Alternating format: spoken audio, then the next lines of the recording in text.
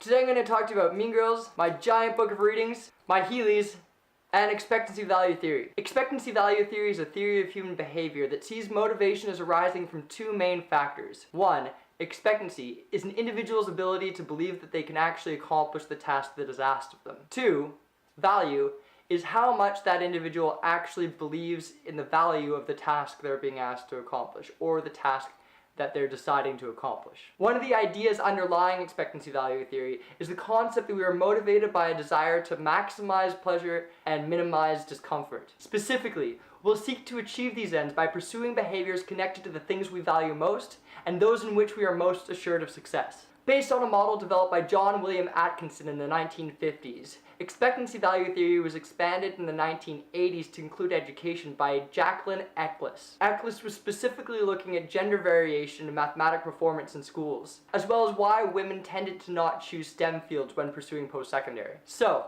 what does the model say? The model says that with high levels of expectancy and high levels of value, an individual is more likely to be motivated, more likely to succeed, and more likely to pursue that topic. Expectancy can be broken down into a few main areas. The first, and probably most important, is self-efficacy. Self-efficacy refers to an individual's belief that they can actually accomplish what is asked of them or what they need to do. Also related to expectancy is the difficulty of the task that is being asked to be performed. Another factor connected to expectancy is the availability of resources and support. Also, there's the quality of instruction. And finally, the amount of effort required to complete a task or behavior. Expectancy for success can predict achievement, persistence, effort, and engagement. Value, which can predict an individual's willingness to pursue a certain end or engage in a certain career path or a certain activity or certain behavior, can be broken down into four main subgroups. The first is intrinsic interest value. This one's pretty simple. It is essentially how interested in a certain behavior or activity a person is, whether that is extrinsic interest or intrinsic interest. Then we have attainment value. Attainment value refers to the actual importance of doing the task. Next, we have utility value. Utility value refers to the usefulness of a task in pursuing future goals. And finally, we have cost. Cost refers to what one has to give up to achieve that task or to pursue that behavior. A cost can be anything. It can be financial, it can be emotional, it could be discomfort. Everything has a cost. Okay. We've covered a lot of stuff so far, so let's just take a couple seconds to recollect our thoughts. You good? Awesome. So, what on earth does all this academic mumbo jumbo have to do with my Heelys and my giant book of readings? That landed on my foot. Throughout my experience as a student teacher, as a teacher in training, I've found that I am a walking case study for a lot of things that we learn. As I read more about expectancy value theory, I found it related to a lot of things that I deal with every day and a lot of things that I struggle with on a day-to-day basis. So I'm a student with ADHD and I also have a lot of trouble reading. This is my reading for one course during the summer term, which is 2 months. I am taking currently 4 courses. When I look at this, I essentially see a task that I cannot complete. I just reasonably can't do it. To read all of this, combined with the reading I have to do for a bunch of other courses, and also the schoolwork I have to do to complete those courses, I would have to spend pretty much every moment doing those things. And I'm not perfect, I just can't do that. When we break this down in the context of my difficulty reading, we look at first self-efficacy. I don't have the self-efficacy to say that I can actually do all this reading. We also see difficulty. The diction of academic readings is often very difficult, and I have to put a lot of effort into understanding the text. This further compounds the amount of effort that I have to put into accomplishing the task. If I don't believe that I can actually accomplish the task, there is very little motivation for me to actually do the task. At the same time as I have to do my readings, I also have a brand new pair of Heelys, which I really have no idea how to use. I do believe, however, that if I put in the effort, I can learn how to use my Heelys. I also believe that the difficulty probably isn't that hard, and the amount of effort will probably at least be a little fun, assuming I don't crack my skull open. They see me rolling. Hey, oh god. Analyzing my motivation just from the level of expectancy, it's not hard to guess why I might choose to learn how to use my Heelys rather than these readings. Now when we come to value, it becomes even clearer. Again, under value we have the categories of intrinsic interest, attainment value, utility value, and the cost. The intrinsic value of my readings is, mixed.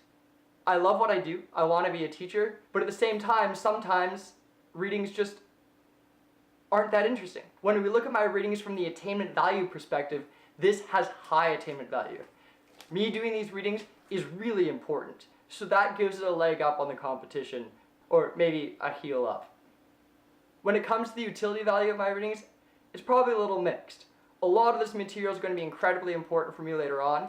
It's incredibly important for me to actually graduate. However, on a day-to-day, I'm probably not going to remember or use everything in this book. And finally, when it comes to cost, I would have to give up a lot to do all of these readings. Essentially, probably every moment, at least every waking moment, of every day that I have during the semester. Now, when we look at my Healy's from a value level, it's probably pretty clear that this is a high intrinsic interest value. It's going to be fun. I'm interested in it. So I don't need to worry about that. I'm sold on the Healy's. The attainment value of my Healy's probably has a lot to do with how much I expect to use them to escape from zombies in the near future, which, pretty high. And based on this idea, given that I'm going to be using them to escape the living dead, these have a high utility value. As for cost, there's not much cost at all, except for the idea that I might fail out of my master's degree. And this is where it's important to look at the situational aspects of diverse learners. Students with ADHD, for example, have a lot of trouble with executive functioning and with impulse control. It is very likely, in fact I can tell you with 100% certainty, that I value my education more than I value trying out my new Healy's. The problem is, however, for a student with poor impulse control and poor executive functioning, they aren't going to be able to as well prioritize the tasks they have to complete.